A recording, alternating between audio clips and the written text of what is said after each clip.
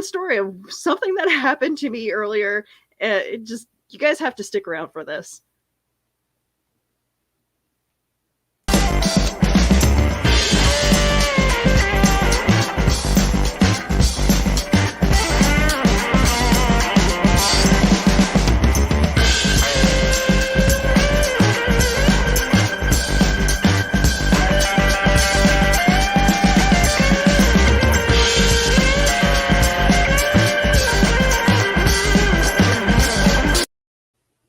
All right. So, Keisha, what you been up to? Oh, the good old-fashioned stuff. I've actually been very busy canning and gardening. Oh. So, fun stuff. In the last, couple weeks, I've canned, 50 jars of pickles, and a ridiculous amount of different type of tomato sauces and salsas and grape jellies. So, that's pretty much been my life. So good. Can a little extra for me. I'll come down and visit you. Okay, come on down. I've got the spare room is set up. Let's go. Let's do this. All right. Johnny, what's new? Hey there, friends and foes. Good evening, all the Cryptid Crunch clubhousers. What's new? I'll tell you what's new. This Thursday night. Thursday. You weren't part of the show yesterday morning, Willow, so you didn't get to hear me talk about this. This Thursday night, I am debuting a brand new one-man theater show that is inspired by Back at the Cereal Box. Oh. And it's basically, well, this is the poster.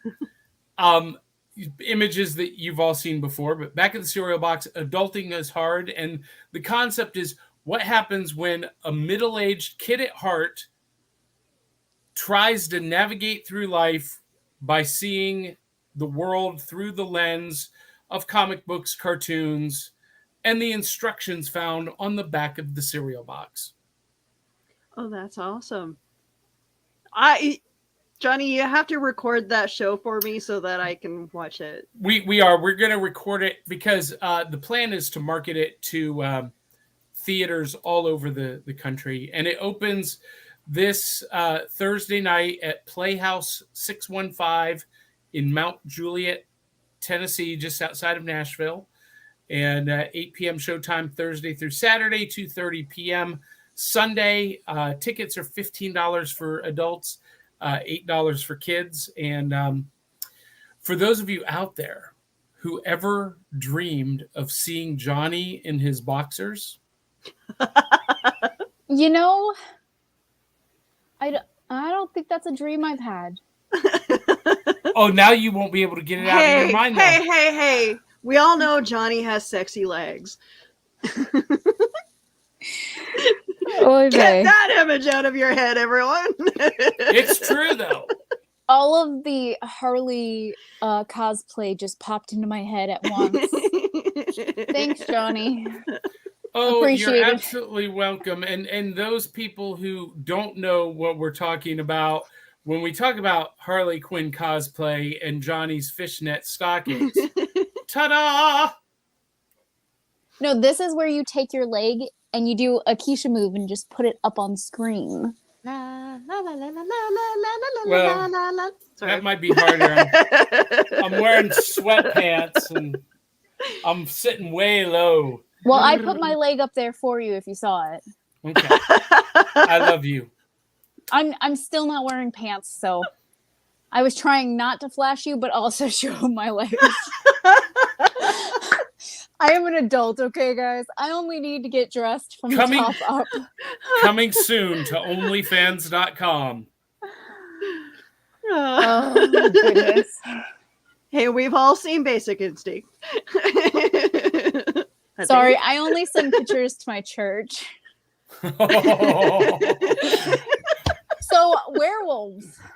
So, we still got another guess.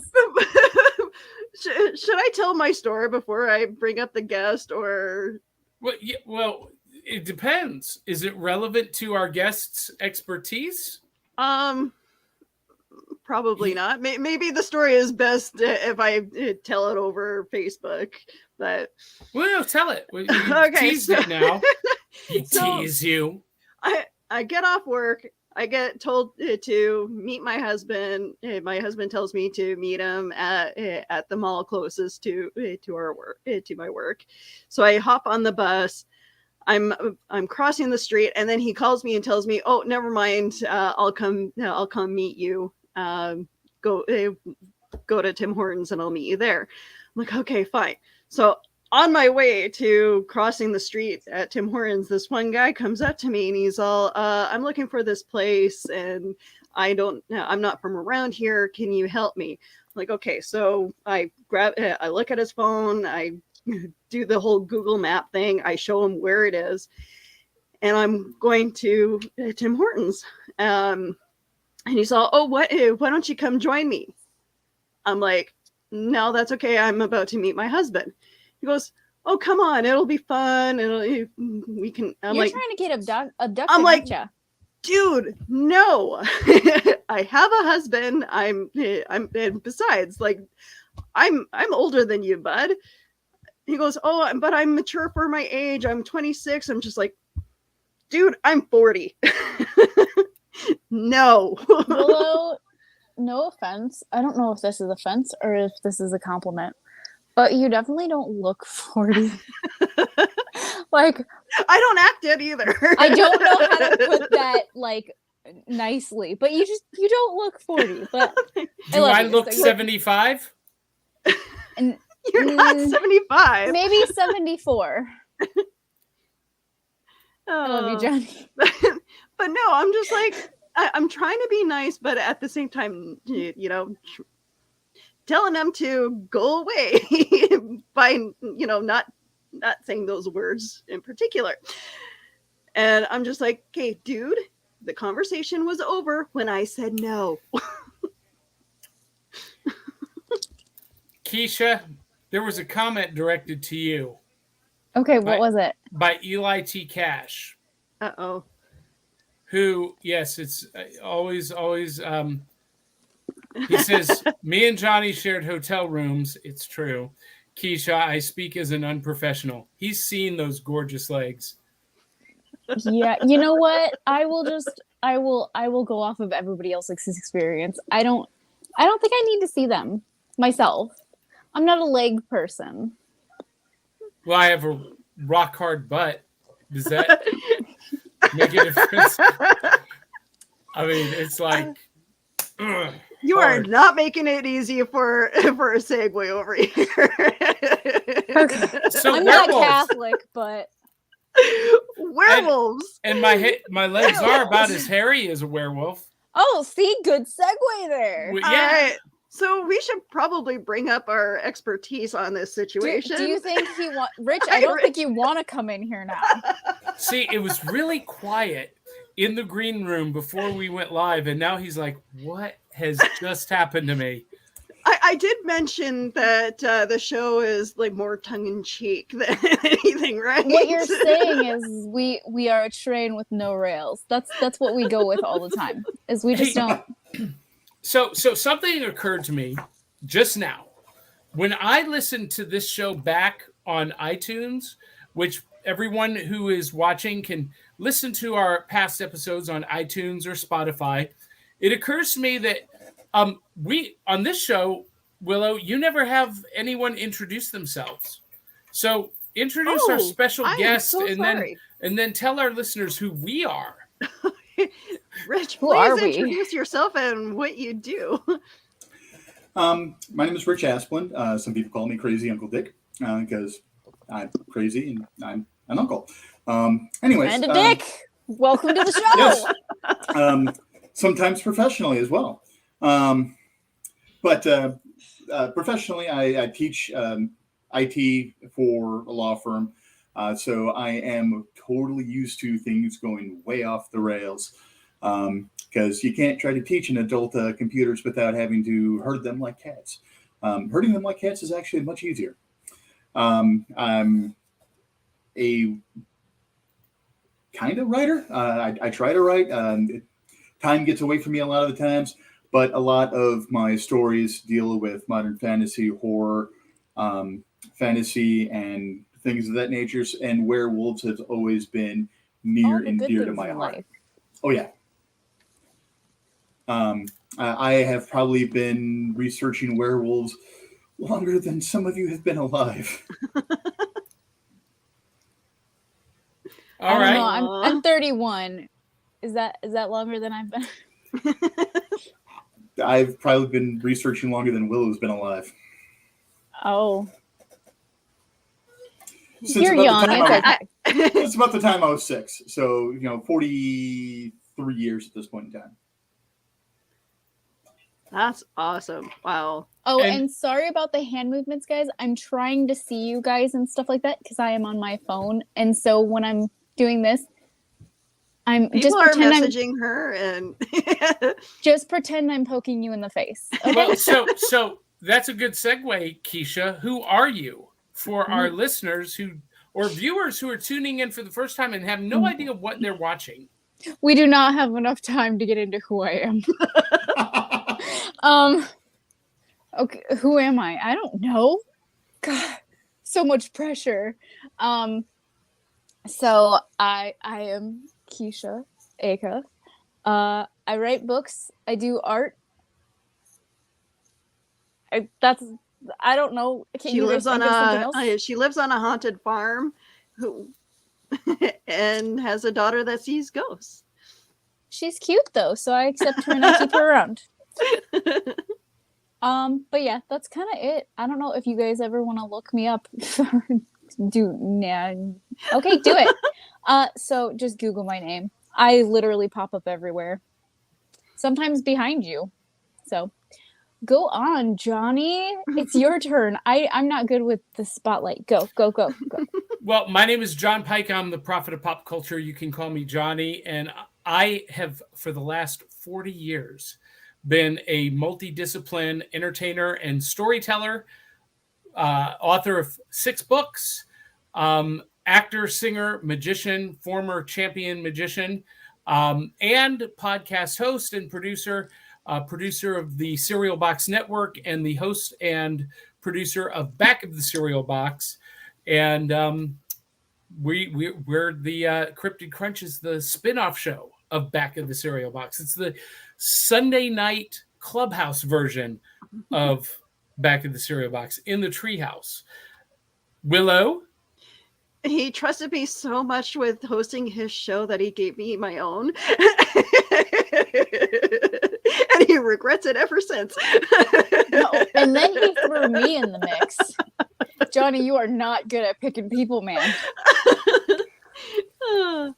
I don't know if you go by the comments and the sheer number of they comments. They absolutely love us. Mwah. Yes. We have a little munchkin.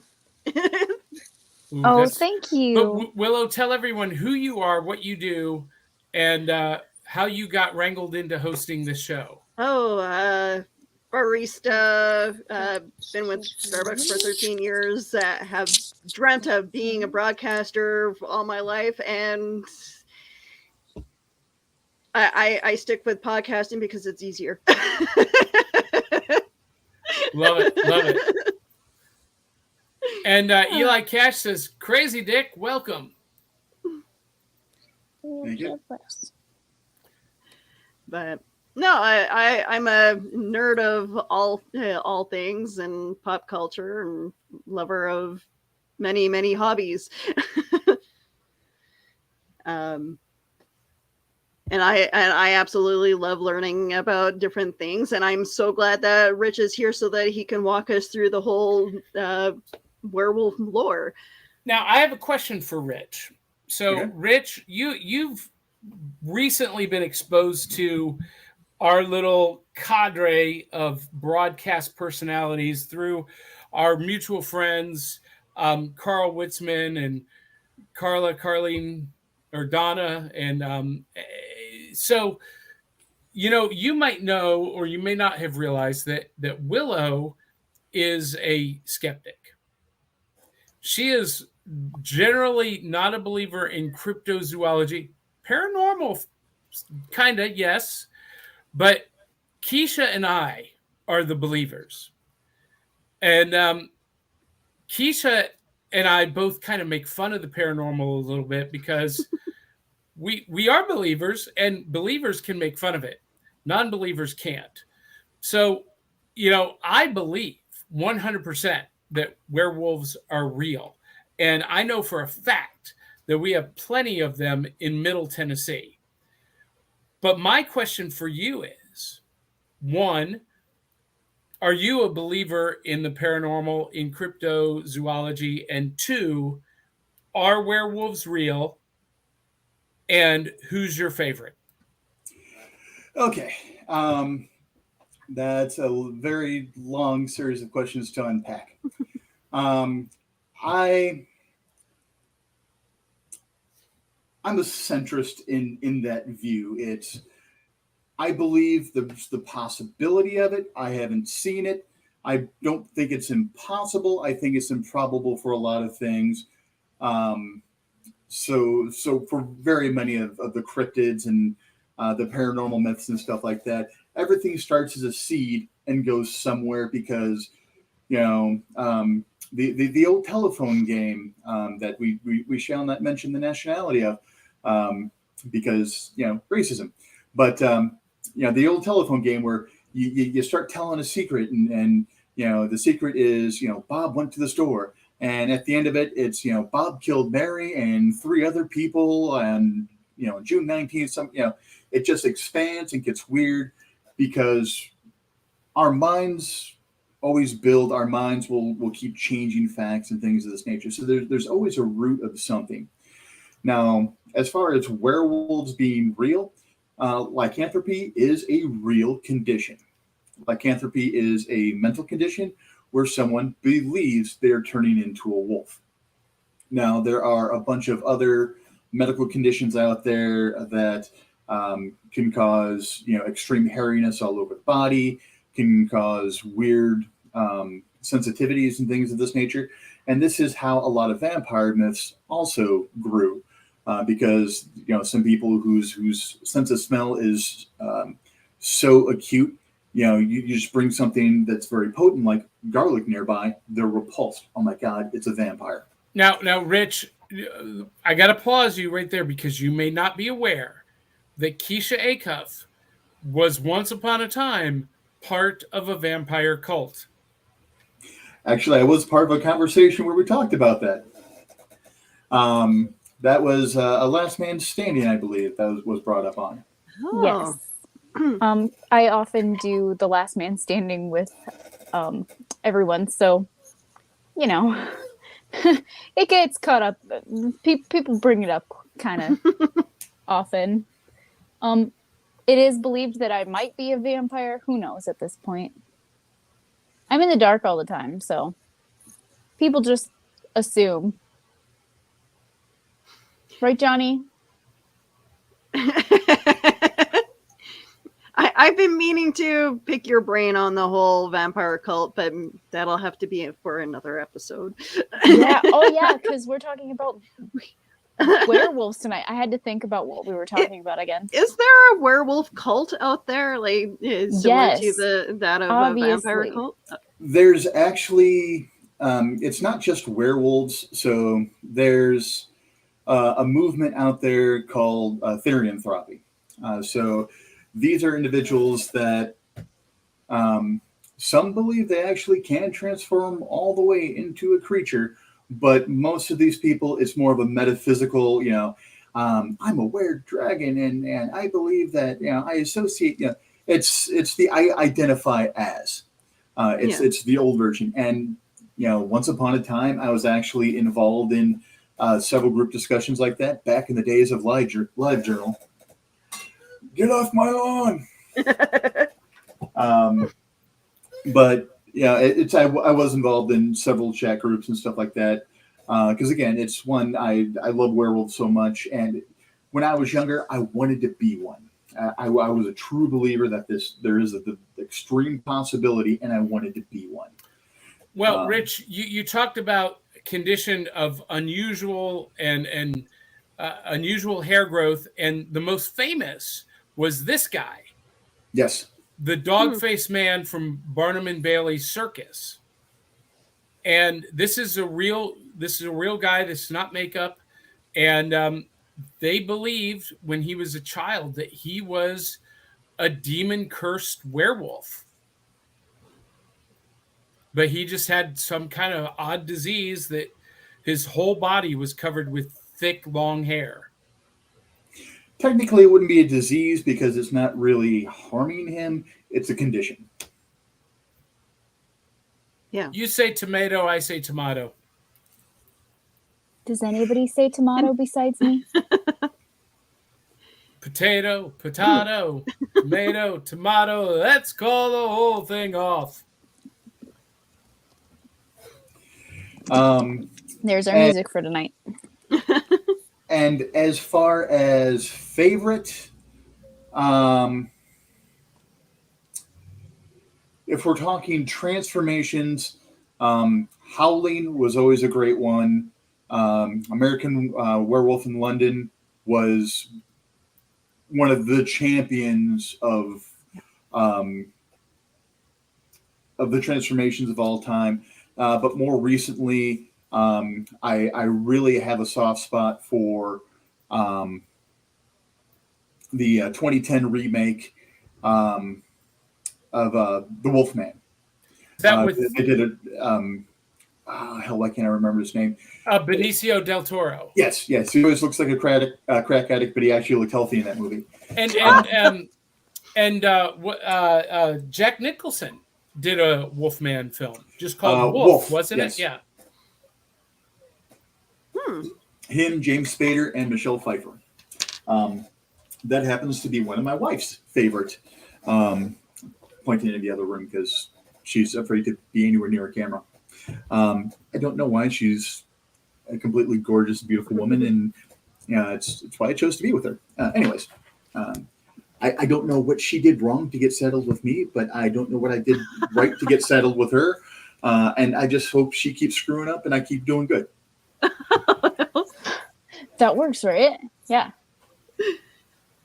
And right now, I can hear her blushing in the other room. I love you, Misty. You love my turkey? Aw. I have a turkey named Misty, so she is pretty cute. Now, speaking of, sorry, Keisha. Speaking of films that that portrayed werewolves, I know that it is one of the hated films, but American Werewolf in Paris, I actually enjoyed. If you go strictly off of the first movie, yeah, it should be panned. But it's Tom Everett Scott, I think. The kid from That Thing That You Do. But anyways, he actually did a good job. It was a very well done movie if you take it out of the original universe. It's just, I think they had a decent script and they tried to shoehorn it into another universe. That happens way too much. Yeah. And I saw that around Christmas time in 97, 98, so when it came out.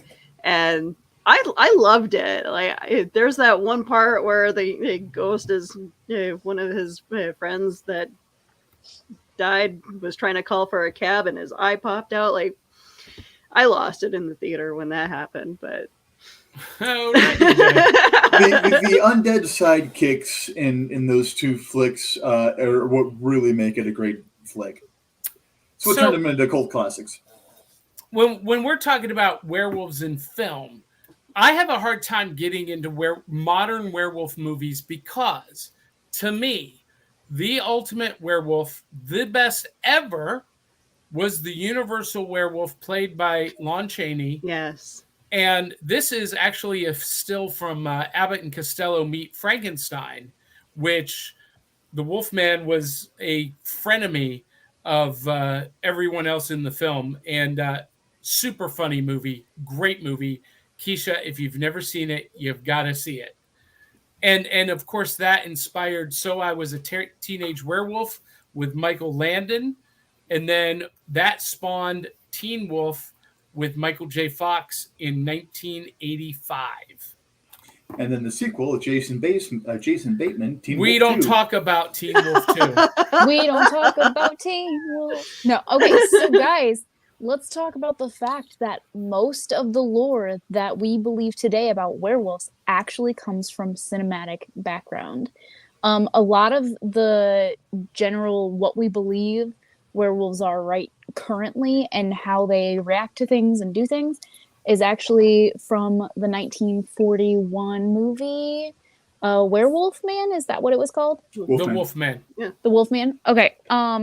So yeah, most of the lore came from that. Most of the current lore, but before that, like there was a lot of things that did not. Oh, sorry, guys.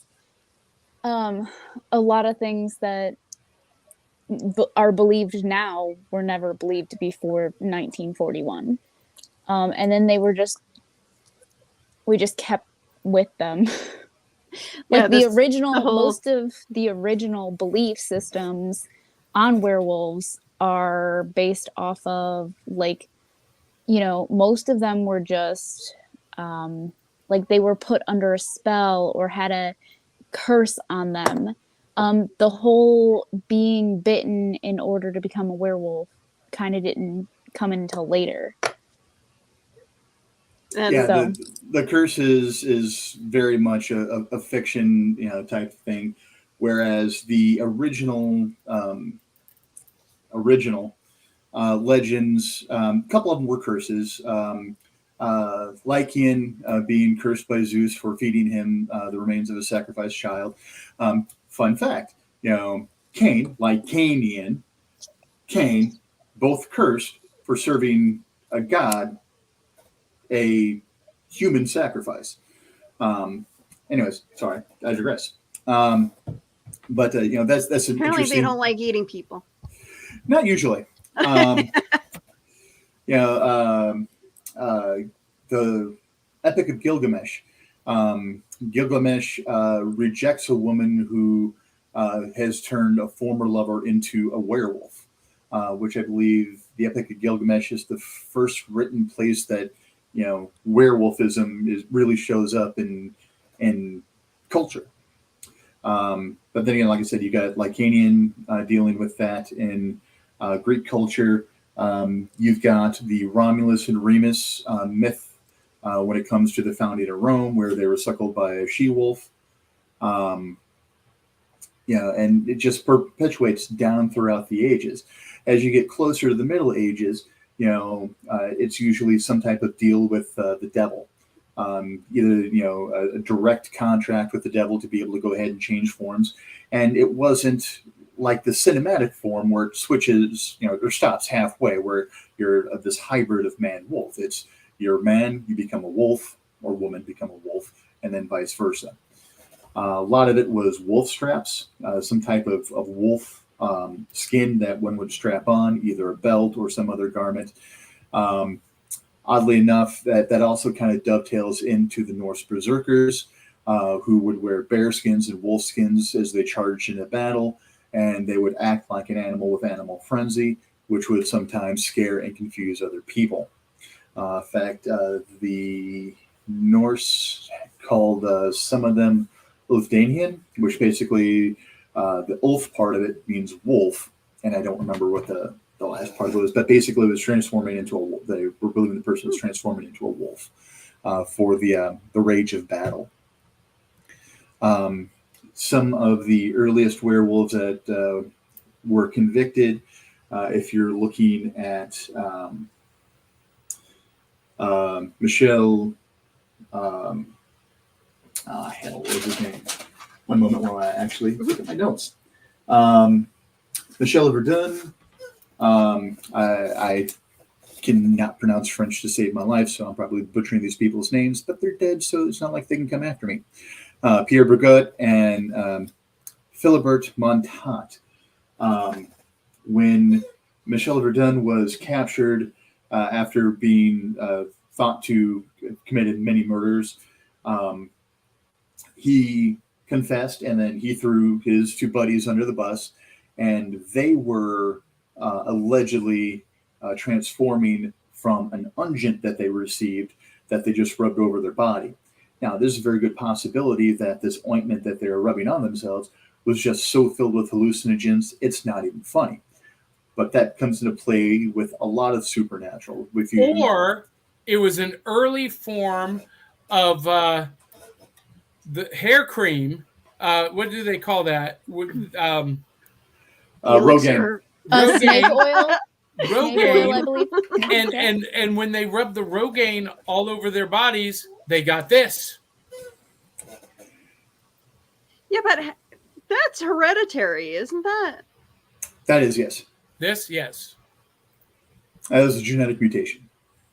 But you know, there could be some miracle hair growth cream out there in the Middle Ages that, you know, got out of control and Unfortunately, we lost the recipe. Ancient Chinese secret. But ancient witches used to use a different kind of ointment in their rituals, and they would rub it all over themselves, and then they would, you know, hold the broom between their legs, and they think they were flying.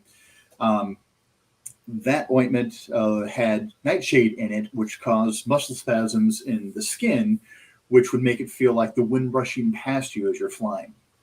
So You guys Oh. do not tell me these things, because I have like 100 nightshade plants outside my window right now, and I kind of want to go test it out. well, and you know, Next thing you know, the next witch dancing this festival happens at Keisha's farm. so Carl Witzman asks or comments that he recalls hearing about a French werewolf plague. What is that all about? I don't recall a plague, but there's a ton of werewolves in French history. I think what he's talking about is I was doing researching. No, but when I was doing research, I was reading about a certain time period where they thought like it was almost as bad as the whole witch hunt thing, but it was werewolves, and they killed thousands of people that they thought, like, they would kill them if they had a unibrow, they would kill them if they had like weird facial hair growth or any genetic deformity. If they thought that you were, If their index finger was the same length as their middle finger. yeah, they were like, oh, werewolf, dead. So yeah, I think that might be where he was talking about. I don't remember reading where exactly that happened, but apparently there was a plague at some point, and they killed thousands of people just for the sheer thought that they were a werewolf. France, Spain, and Germany did indeed have a werewolf inquisition, just like they had a witch inquisition. And it was running right about the same time as the witch hunts in Europe. So Yeah. we didn't really have that problem over here in the U.S. There was also the beast of Gévaudan that a lot of people thought was a werewolf. Some people thought it might have been some type of escaped lion. Actually, there was a early 2000s movie, The Brotherhood of the Wolf, that had it as a Barbary lion decked out in spiked armor and stuff like that, being the beast, but they were trying to make it look like it was a werewolf. Is that movie good? I like it. It's weird. It takes a little bit to actually get into it, but it's a very interesting take on the entire situation. Carl Witzman says, just say no to drugs from witches. Keisha, important life lesson right there. So, like, what about the ones that I make? Well, okay. If you're selling, wolfsbane as a means of keeping werewolves at arm's length, I do then grow a lot of the weird, like the weird things that people don't normally grow. I grow. So, people probably think I'm a witch. Well, Keisha, you do know that nightshade is a poison, right? I know, but it has such pretty little flowers. It also And has healing they properties. they also turn into little berries that look like tomatoes, little baby tomatoes. Atropine is actually derived from nightshade.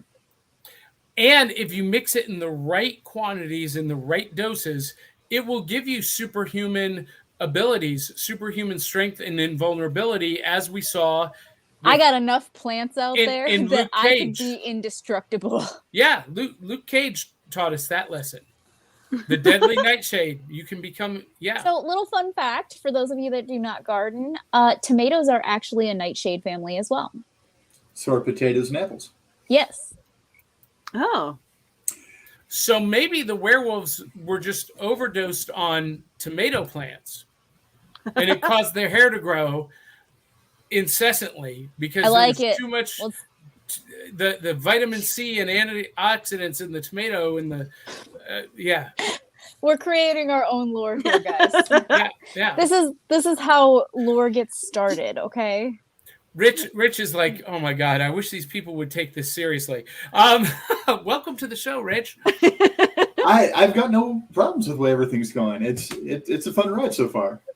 So I want to know I want to know what your thoughts are, because you guys have probably heard, Keisha and Willow, you've probably heard about the werewolves of Paris, the Nazi werewolves. Have you heard about this, Keisha? No, but it sounds like something I need to research. That sounds fantastically awful. That's what the word I was looking for was. There are so many different stories and legends about this, but I have friends whose I've interviewed their grandparents and great grandparents who fought in the invasion of Paris. And they swear that the werewolves were real. Now, Adolf Hitler was big into the occult and experimenting with the occult and creating human-animal hybrids. His elite troops of the SS were the werewolves.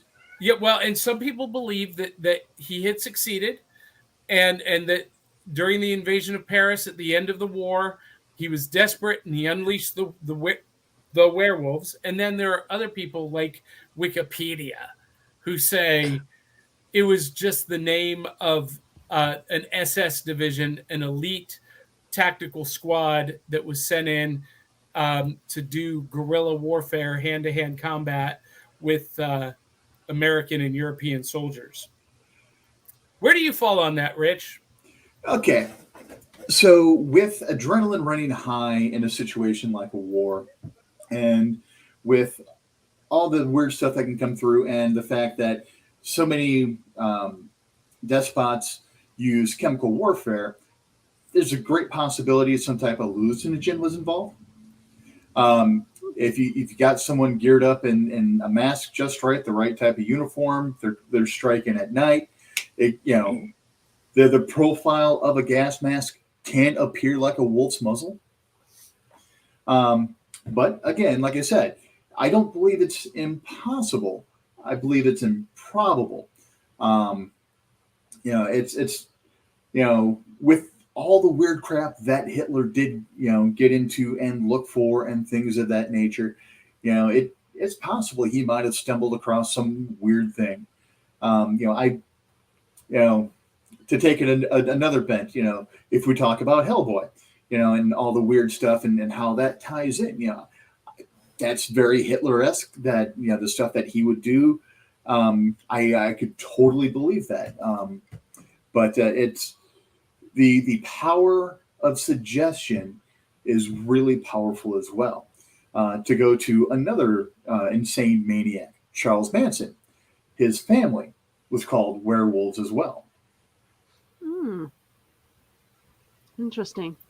I did not know that. And by the way, for everyone listening or watching, and especially for YouTube and Facebook, please do not cancel us or demonetize us because we are mentioning the name Hitler and Manson on the same show. We are talking about history. You're welcome. This is a historical conversation Also, presenting facts. I myself am of Jewish descent, so just Same here. throwing that out there. My Same great here. grandpa Tofil. Why would you name your child Tofil? Toefil. And my great grandma Roslyn. Yeah. So I am from Jewish descent, and I even speak a little bit of Hebrew. So That's pretty awesome, Keisha. My family was from Odessa in the Ukraine, and they were Jewish and came to America to avoid getting wiped out. But so I just want to let everyone know that I just got a notification that the Facebook group, anything cryptozoology, UFO, and paranormal, has shared this episode. And so their members may be watching right now, and we want to welcome members of that Facebook group into our audience. And you'll see a lot of people posting comments, and we'll post some from out, throughout and address them. Like this one from Eli Cash. Little self-promotion here, Willow. Talk about the feral vamps of my book, Johnny's book, Nightreich, on Amazon. So Rich may not have read that, but the werewolves in my book, Nightreich. Nightreich is about the last days of World War II, where Adolf Hitler creates an army of vampire Nazis. But one of the heroes of the day that assembles to fight the battle is a woman named Raven Greathouse. And Raven Greathouse is a Navajo skinwalker, a Navajo werewolf. And the battle in the book takes place in the Black Forest of Germany.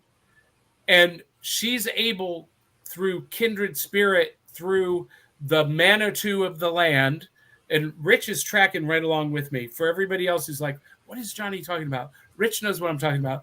She's able to communicate and summon the werewolves of Bavaria's Black Forest to join the fight against these vampire Nazis. So that's what Eli is talking about. Nightreich is available on Amazon, Barnes & Noble, wherever you buy quality books. Note to self. I was just going to say, I'm fairly certain there was a picture, but not on this. Okay. I can take care of that. Anyway, so that whole thing about Hitler and or even like the whole lore of werewolves. Anyway, serial killers seem to gravitate with the whole werewolf thing. It seems like the serial killers in Paris, for one, it's a good scapegoat. Yeah, I didn't do it. I turned into an evil creature and killed a bunch of kids. It was not me, but it was me. When it comes to the French, there's also a lot of individuals. They're technically ghouls, not werewolves, but they were often tossed into the same batch where you would have individuals that were raiding tombs and stuff like that and eating the flesh of the dead. Amazon has the book that I've got a copy of it somewhere. I'm still unpacking. It's actually called the Werewolf Book. I've actually had this book for probably close to 20 years now. Actually, longer than that because I've had it longer than I've been married. But it's a lot of this. It talks about the Manson stuff. It talks about the third stuff.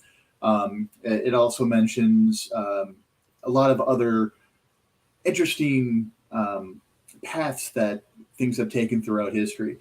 It does mention the Inquisition. It does mention another famous werewolf, which I believe Harv asked about a little bit earlier. Wasn't there a legend about an evil man who believed he was a werewolf and killed people for years until he was killed? There's actually several legends about that. One of the most famous was Peter Stub, who was also known as Peter Stumpf. He was German. He was known as the Werewolf of Bedburg. 1500s, I believe, 1500s, 1600s. He was a very interesting case. They blamed him for being the werewolf because at one point in time they noticed the werewolf was missing its left paw, and so was Peter Stub, which is why they called him Stumpf, because he had a stump for a hand. But he was executed in a most grisly and gruesome way after confessing that he was a werewolf, and Satan had given him a wolf strap to wear as a belt to go ahead and transform him fully into a wolf, where he committed all these crimes. And he murdered and ate a bunch of children. He had a relationship with his daughter that he really shouldn't have. So his lover and his daughter, because they had Congress with someone who, had entered a contract with the devil, were also brutally murdered. They were flayed and they were strangled as well. Wow. That, I don't know what to say to that, but Willow's speechless. No, that like that. Do you think? I at that time, like, I know that they would hang and burn people to the stake, like to brutally murder people like that for their to prove a point. Like, his bones were broken. He was torn apart. He was beheaded. And the wheel that he was torn apart on was then raised as a monument with a wolf medallion, and then his head staked on top of it as a warning. Wow. Puritanism. I hope they shot him with a silver bullet too. That's crazy. Silver isn't always the case for dispatching a werewolf. I know that's a more new age and theory. It's not very common to have like pure silver anyway. Like, silver's not all that pure. There was a Frenchman who was shot with a gold bullet. Well, a wolf was shot with a gold bullet. This French farmer died, and when they, were looking to figure out what happened to him, they found the bullet wound. They pulled the bullet out. He was shot with a gold bullet, so they assumed he was a werewolf as well. Another legend, that one was from the Werewolf Book, if I recall. Who wouldn't die if you got shot in the heart with a bullet, though? Yeah, I mean, come on. Silver, gold, lead, who cares? For those of you who were wondering, and Eli was commenting in Harv Wit, this is the cover to Nightreich. So when you see it, you'll know. Ta-da! All right. Buy it on Amazon today. Yes.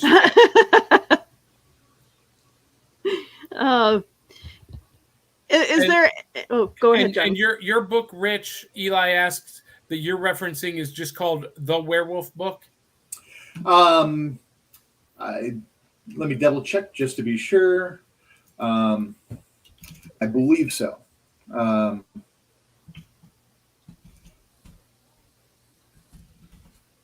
And The Werewolf Book by Brad Steiger. Okay. Encyclopedia of shape-shifting beings. I need to find that book because I'm actually fascinated by werewolves in general. I love werewolves and the werewolf lore, but I am particularly fascinated with the Native American werewolf legends versus the European. And every Native American tribe has their werewolf legends, and there's even a god that is a wolf god that is worshipped in the Navajo, Sioux, Comanche, and Cherokee traditions. Yeah, it's a lot of the shamanistic, not just in Native America, but a lot of the shamanistic traditions have stories of their holy folk being able to, because their soul is so pure, their soul is so close to that of the animals, that they're able to take those forms.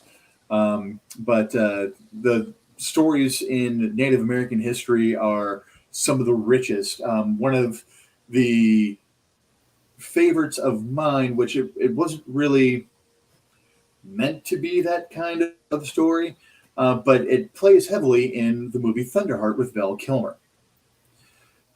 Because the guy that Val Kilmer's out there looking for allegedly turned into a dog and ran across the road and stuff, and turned into a bird and stuff. But it features heavily in that movie as well. Yeah, and here in Middle Tennessee, where I am, one of the most famous ghost stories is actually a werewolf story, the legend of the Bell Witch. The Bell Witch was a woman named Katie Batts, who they say, even to this day, that her spirit appears as a wolf. They call her a skinwalker. And, the Navajo in particular are full of legends of skinwalkers. And, they're basically people who can shapeshift into dog or wolf-like creatures like this. Dun, dun, dun. He's so fluffy. And I'm willing to bet that Keisha has seen something like this on her farm. That's just my pet dog. Nothing weird. Just a normal thing. It's okay.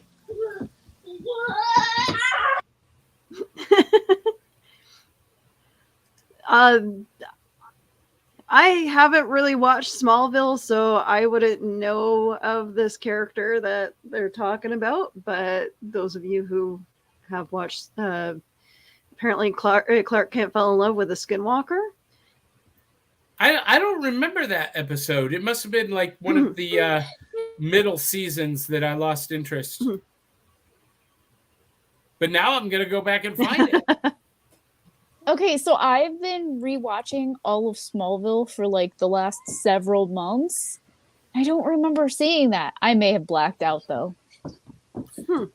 Now, Harv has asked this question twice, so we got to put it up here. Has anyone ever seen the series Wolf Lake? I have not. No. Was it the Lou Diamond Phillips one? I will. I do remember Lou Diamond Phillips in a werewolf series. What? No, he was. Wait, wasn't he? Wasn't he also in Thunderheart with Val Kilmer? Yeah.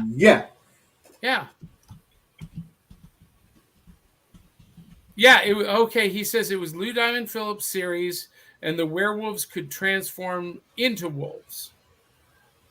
All right, I've got something new to reference myself.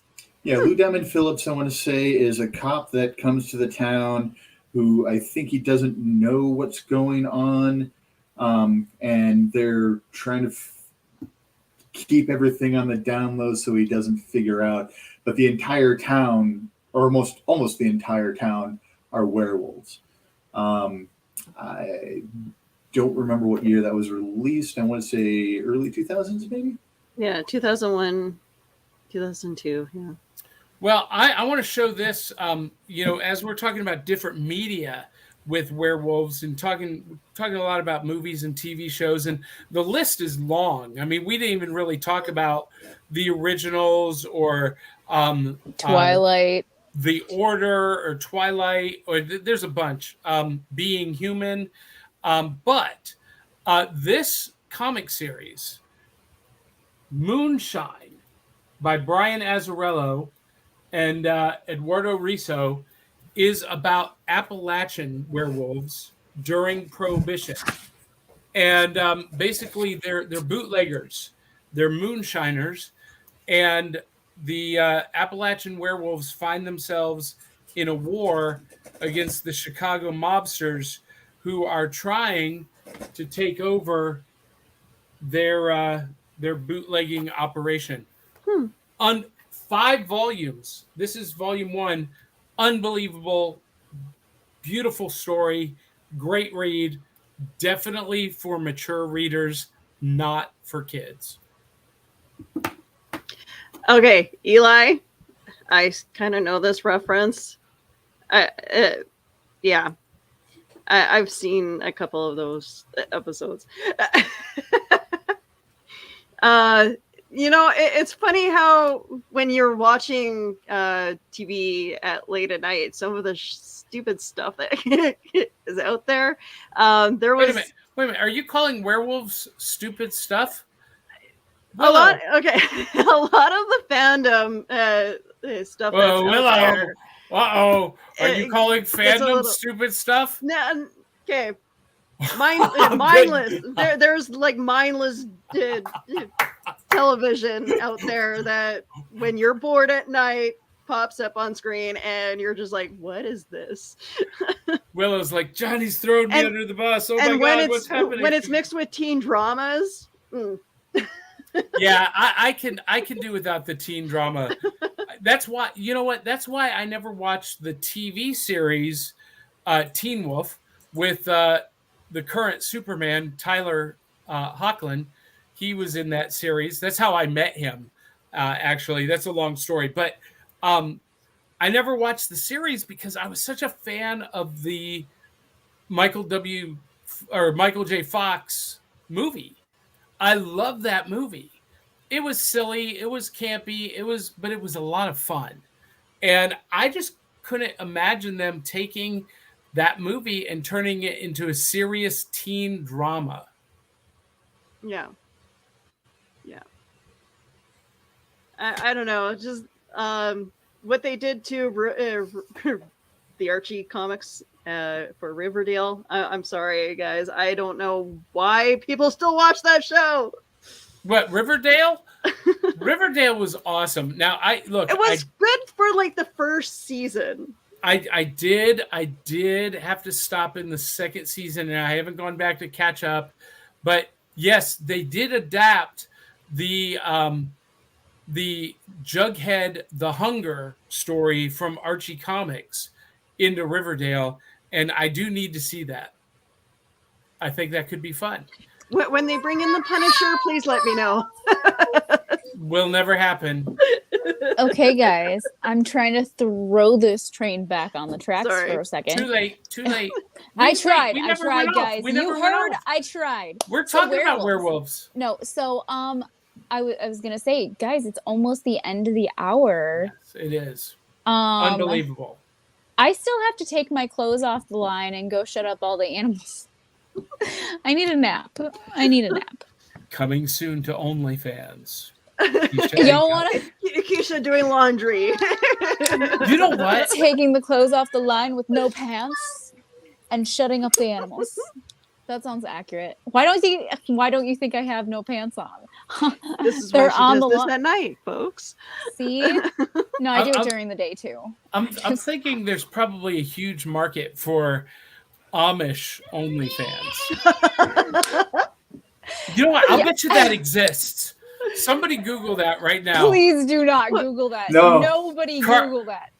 Donna, Carlene, you're in charge of that mission. Oh dear, you know she will. She is going to find Amish OnlyFans, all kinds of stuff. Wouldn't that just be showing up in someone's living room? And I mean, because the Amish don't have internet, so. Well, not in their homes, they don't.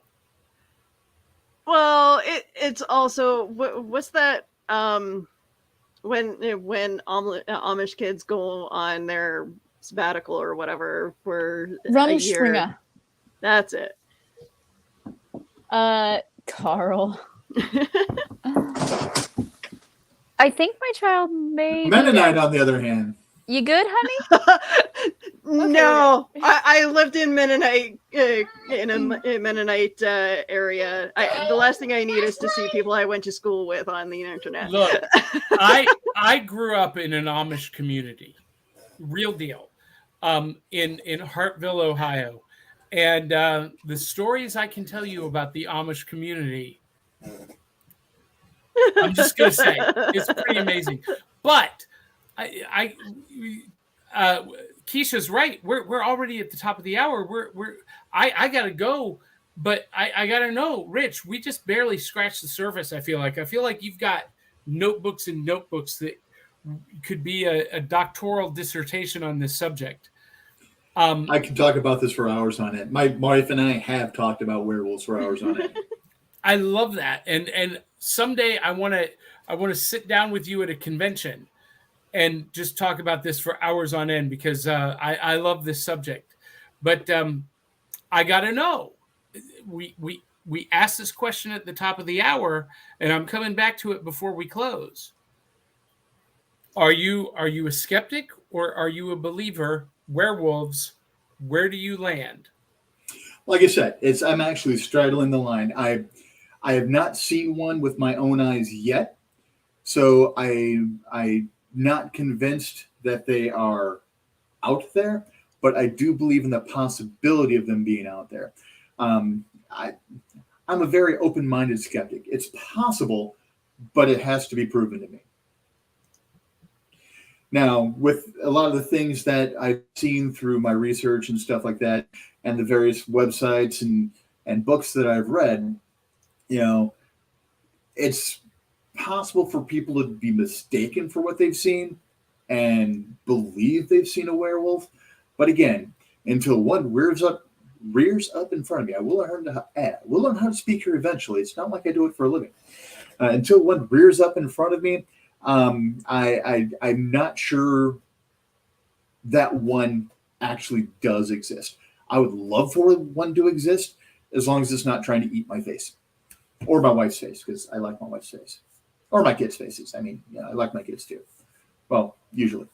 No, I love my children. I love my children.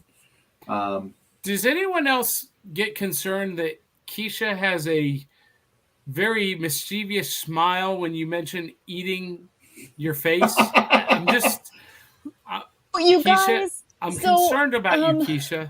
You guys, I don't want to do it. So I took a screenshot earlier of the show, and I realized that I got close to my phone, and I realized that you can see my search history up at the top of the things that are still open. And my recent searches, man, I got corn smut, make me clean, and werewolf just chilling up there. And I was going to post this to Facebook. So I'm thinking maybe I shouldn't. Maybe you should just edit it, just trim it just a little bit. So just a little bit of Photoshop action. I'm fairly certain that, the search histories of writers are just as bad or worse than that. I'm sure I'm on quite a few government watch lists just because of things I've looked up over the years. It's good stuff.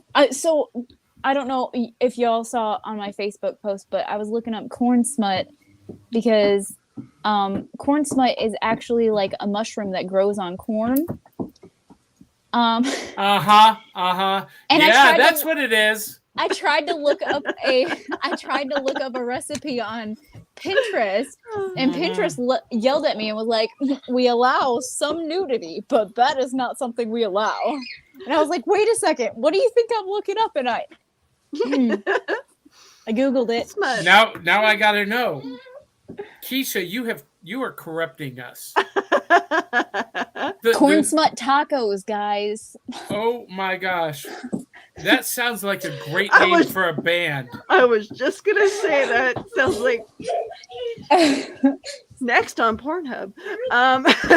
Corn smut tacos. Let's make this not a thing. Okay? So, Rich, thank you so much for joining us on the show. I'm so sorry, Rich. Don't be. I have odd conversations like this in real life. Okay. Yes, this is our normal. I want to say this isn't our normal show, but this is our normal show. This is definitely normal. As a side note, I wanted to burst everybody's bubble because I know y'all are going to talk about it later. Just ignore the house falling apart behind me. So for everyone who is just listening, going, what in the world is going on in the background? It is Keisha Acuff, her radically hyperactive child, just insisting on disrupting the show, and you got to take it when Keisha's with us. She is literally running in circles. I'm not even making this up. And she has knocked down half of the things in the room. And she has also fallen several times. So at this point, I just ignore it. No, but I wanted to burst everybody's bubble, especially Carl's. And I wanted to let you guys know that the reason I'm not wearing pants is because I'm wearing a dress. I know, I had to take all the fun out of it. I'm wearing a dress too, so. No pants dance! So, but yeah. So I just wanted to burst everybody's bubble before we got off of here. Sorry, guys. And it's a beautiful red dress, though. It is. It's a stunning dress. Ooh, we get a fashion show. Woohoo! Okay, I'm short. Okay, I'll jump. Stunning. All right.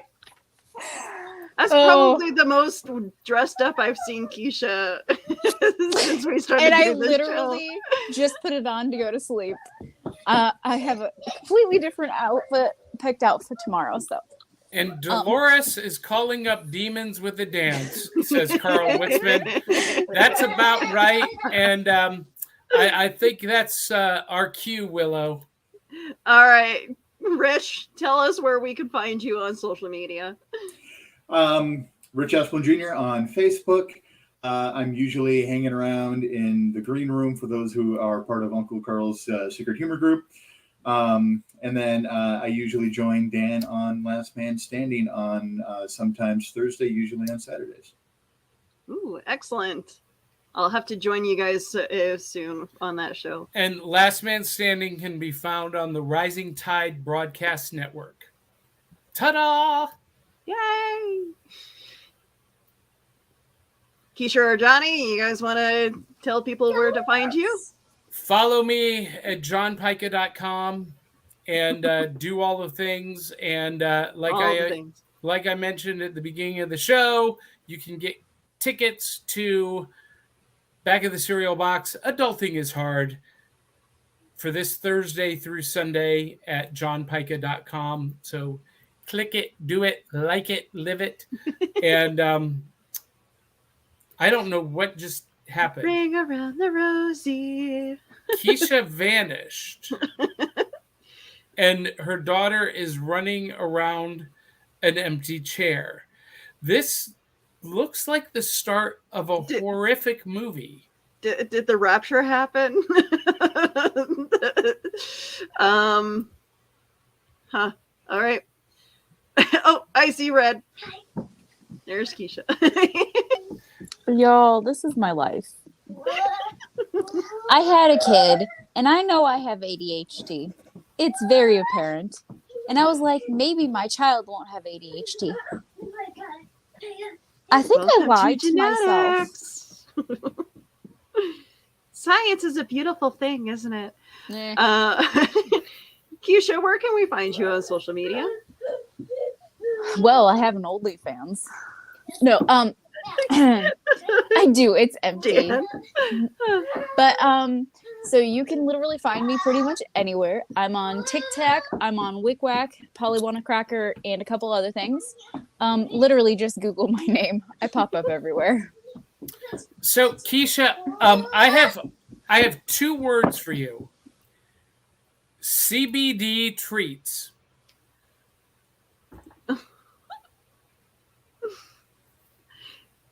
Isn't melamine also Melatonin? Melatonin, sorry. I tried, but she doesn't like the gummies.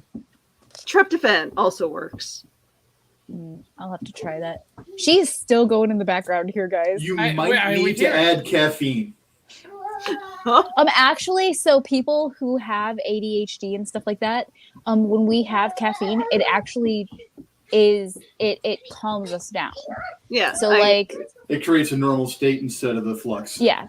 So like it doesn't affect us like it affects normal people. Like normal people One of my drink daughters coffee. is ADHD as well, so. Yeah. So like I didn't know this when I was younger, but my friends used to make fun of me because when I drank coffee, I would get really tired and want to go to sleep. Well, go give that child some Mountain Dew. She needs a tranquilizer at this point. And this brings me to you all this fun. So you can find me all over social media. You guys can find me on my link tree, wherever. I do have to update it because I'm also on TikTok, whatever. Instagram, Facebook, YouTube, all the fun stuff.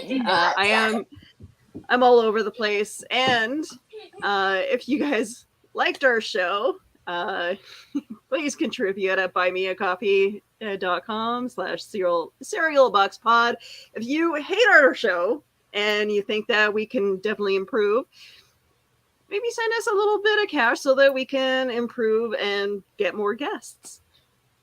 And Willow, I just found out tonight, during this broadcast, that people who are watching us right now on Facebook can actually contribute stars directly from the Facebook feed. So if you like what you see, buy us, couple thousand stars and contribute to feed I'd also the accept beast. 1 star. I'm a cheap date.